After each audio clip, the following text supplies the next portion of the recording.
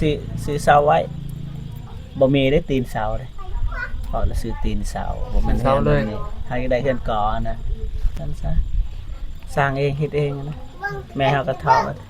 ตัวอย่างว่าเฮาได้เงินเรือจากรถก็ซื้ออันนั้นแหละบ่ต้องกินข้าวมากินอยู่เฮือนเนาะสมเสยเลย สมเสยเด้อ ดีแล้วมาเจ็บเลย นี่สินำน้องพินนี่ มาเจ็บเสียเดือนแล้วยินดีนะมาเจ็บ บ่ได้คิดว่าง่ายซื้อไว้บ่แม่นเฮ็ดซื้อไว้ซื้อ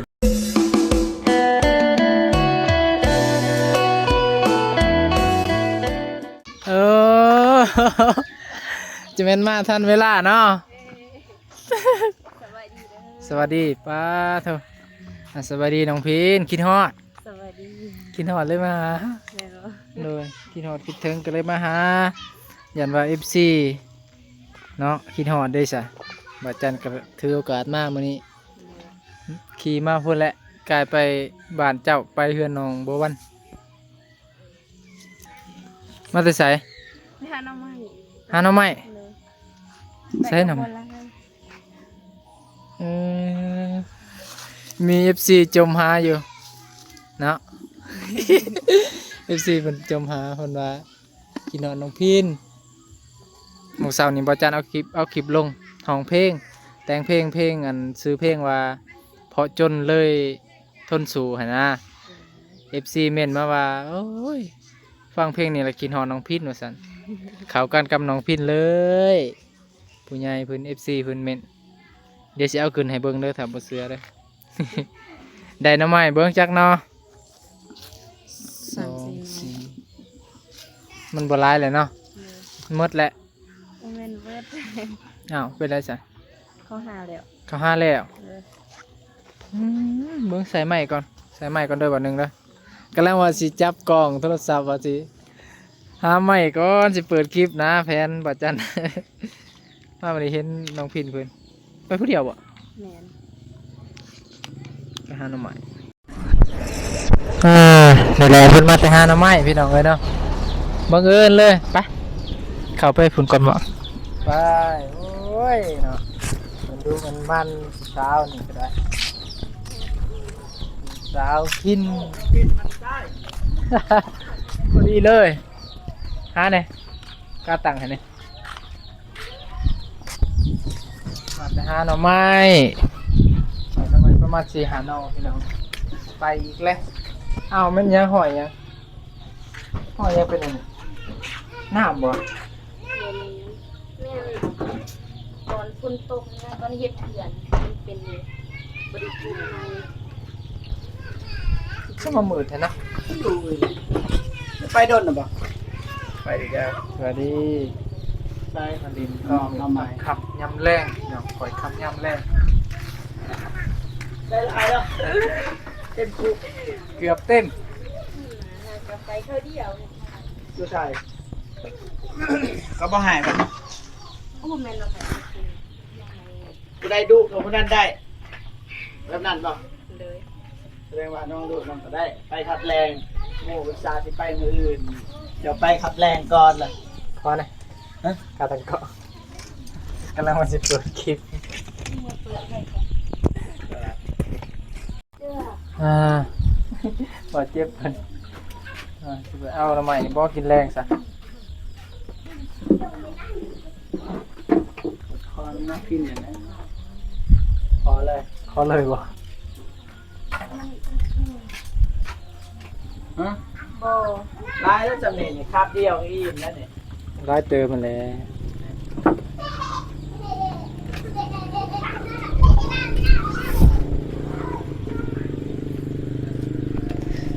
มันเลยดิสันอาหารแรง บาดเจ็บได้อาหารแรง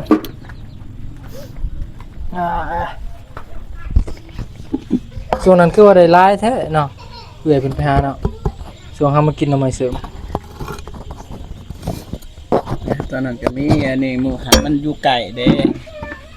เราไปทางไก่มันก็มี โอ้อันนั้นมันไปทางใกล้ ลายบ่เบิดเท่านี้บ่ แม่น คิดว่าลายดอกสิไปหามือ เอาไปขาย สวงมัน คือว่าตอนนั้นเอากินกับเอื้อยเจ้านะ น้ำไม่ไร มันไม่ไรยังลายป่ะ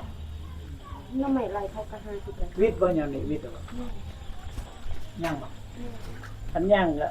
บ่จันพุ่นอยู่บ้านเก่าเฮาเต็มแต่ก่อน ไปห้าบ่ใช้จากส่วนเฮามือเฮากินน้ำใหม่อีเฮือนแม่น้องจันทนา ยันมันวิทย์ย่ามมาตินี่ ฮะฮะอืม ยันที่ขาดบ่ ยามกี่กะ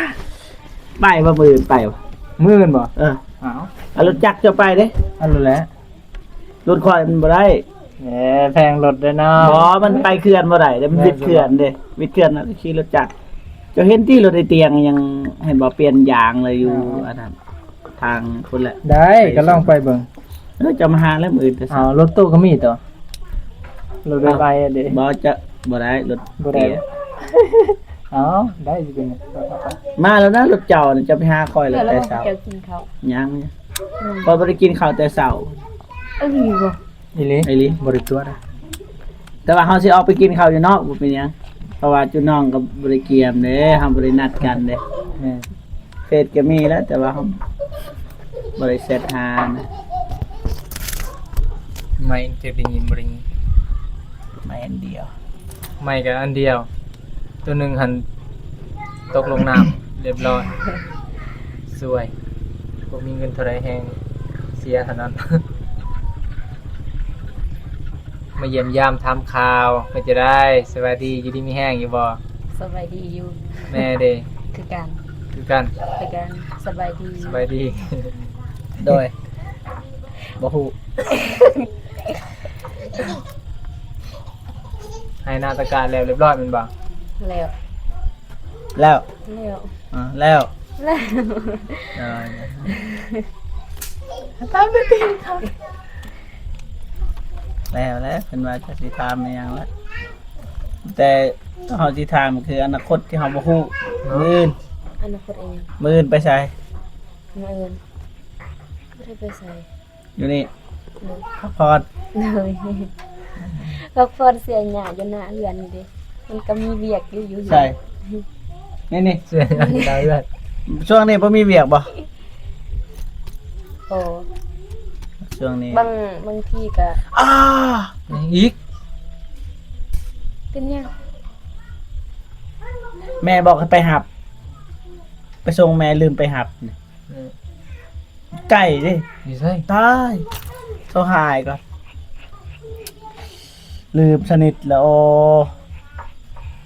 ตายแล้วเนาะ ลืมไปหับแม่เจ้าของคนอื่น ไปส่งอยู่ไส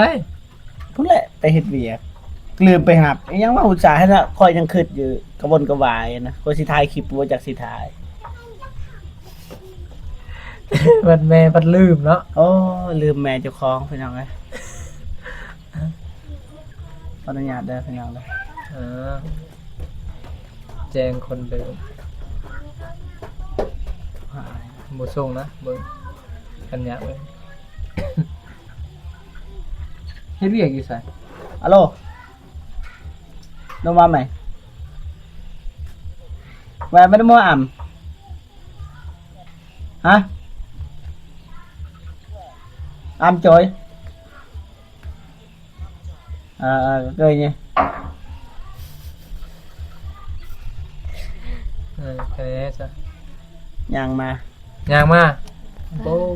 ใกล้บ่ พอไกลสมาร์ทไปส่งให้ไปหับกันนะมันหนักนะบางทีเครื่องเราเนี่ย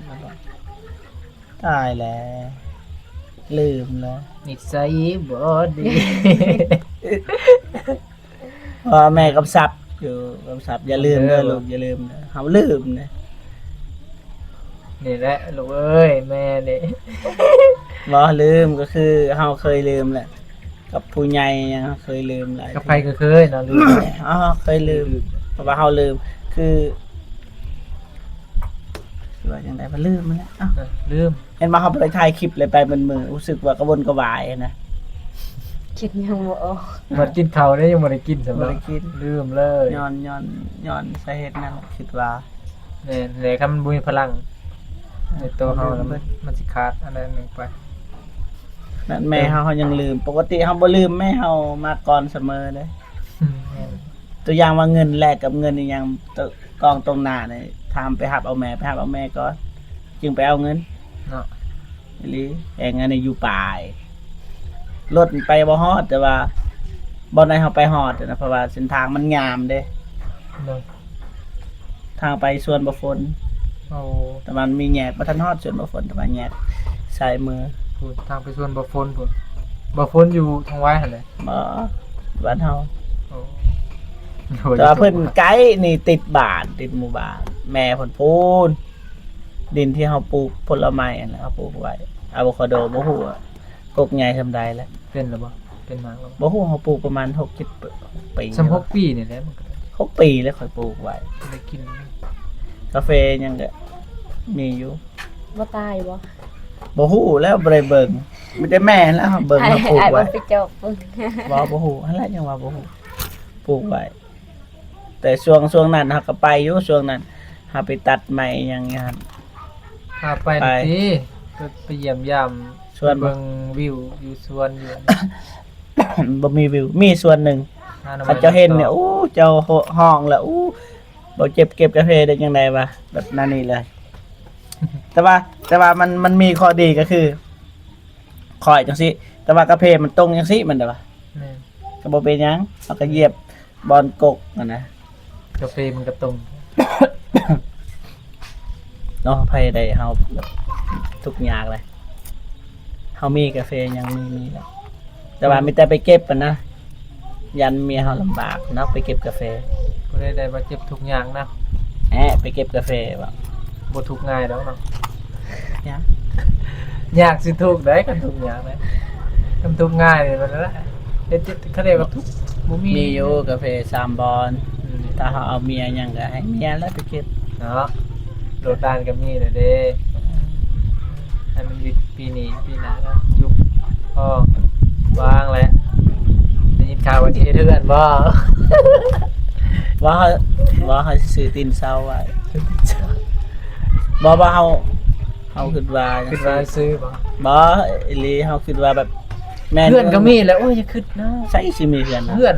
อยู่นำหมาย เพื่อนอ้ายเด้ บ่ นี่เด้อสิเล่าให้ฟังอ้ายเฮานี่มีลูกประมาณ7คน6คน พูด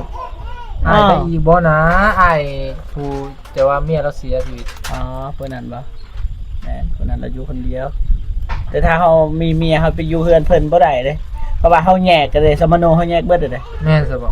แยกเบิดเลยแบบทรัพย์สินของเมียเพิ่นกับเมียเพิ่นแต่ว่าเมียเราเสีย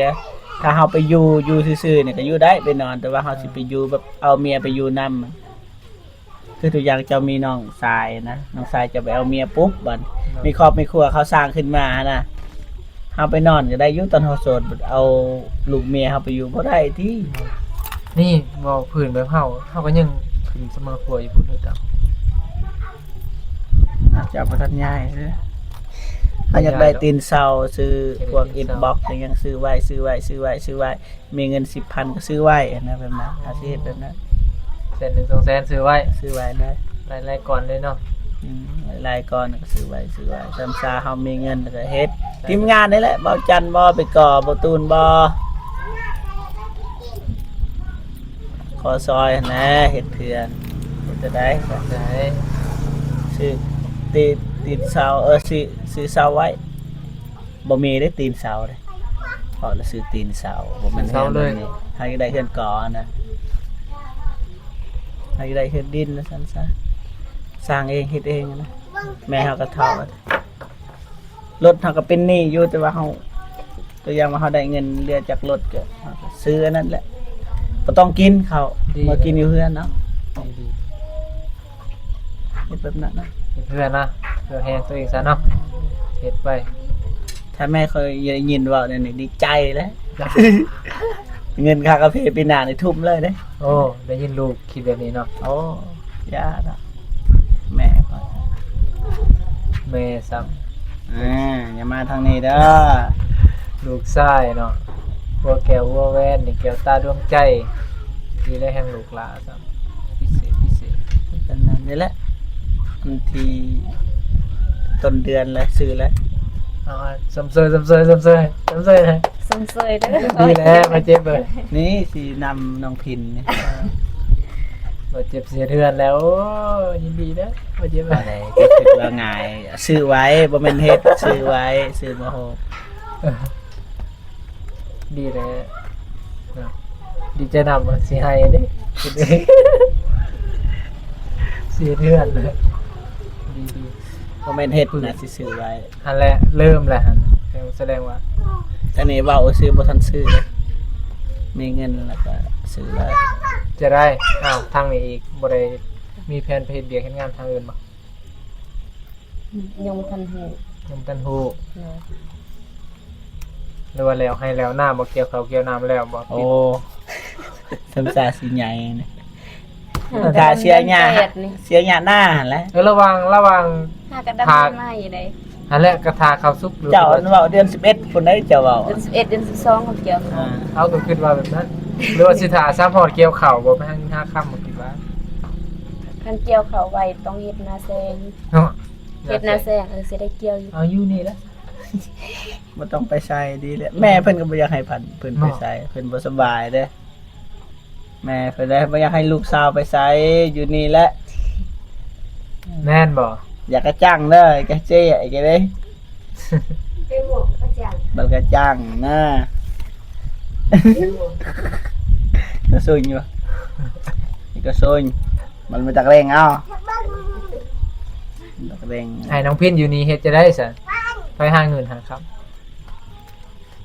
บ่ต้องหา บ่ต้องหา พอดีได้สิกินขี้บ่ได้กินข้าว บ่แล้วเจ้าก็ เออ ทำไมเจ้าก็หาเฮ็ดแนวอื่นบ่ต้องออกจากบ้านก็ได้มีอยู่เวียกแถวบ้านแห่งบ้านอ้ายนี่ไปโลดมืดส่วนกาแฟส่วนกาแฟเสียหยัง ให้ย่างบ่ ฮับจังเนาะนะครับ ไปรับจ้าง บ่เจ็บ ไม่ใช่อยู่นี่เขาบ่ได้จ้างเขาไปรับจ้างเวลาไปที่ช่องเรียน ครับจ้างฮะแล้วแต่ว่ามาให้ไปอยู่ดนไปซะอาทิศนึงแล้วก็มาซ้ำซื้อข้าวได้แล้วก็เฮ็ดซอย อา แม่ ทิตย์หนึงค่อยสิจ่ายเงินเขาเฮ็ดเป็นเดือน จ่ายเฮ็ดแต่ละวันเฮาเฮ็ดเป็น เฮ็ด วัน เป็นวัน เป็น เอา ทิศ เอาเป็นวัน เป็นทิศบ่จ่ายเงินก็มี เนาะ มีอยู่คนนั้นอยากไปเฮ็ดก็ไปเฮ็ด ส่วนเพิ่นก็หลายอยู่ บ่มีเฮาบ่ได้จ้างบ่ฝนจ้าง บ่ฝนเนาะบ่ฝน ส่วนบ่ฝน ไปทางนี้ก็ได้ตอนนี้ ใช่ กลับคืนไปทางเขาไปทางไว้เนี่ย บ่พุ่นอยู่พุ่นยังไกล ระวังไปทางนี้ก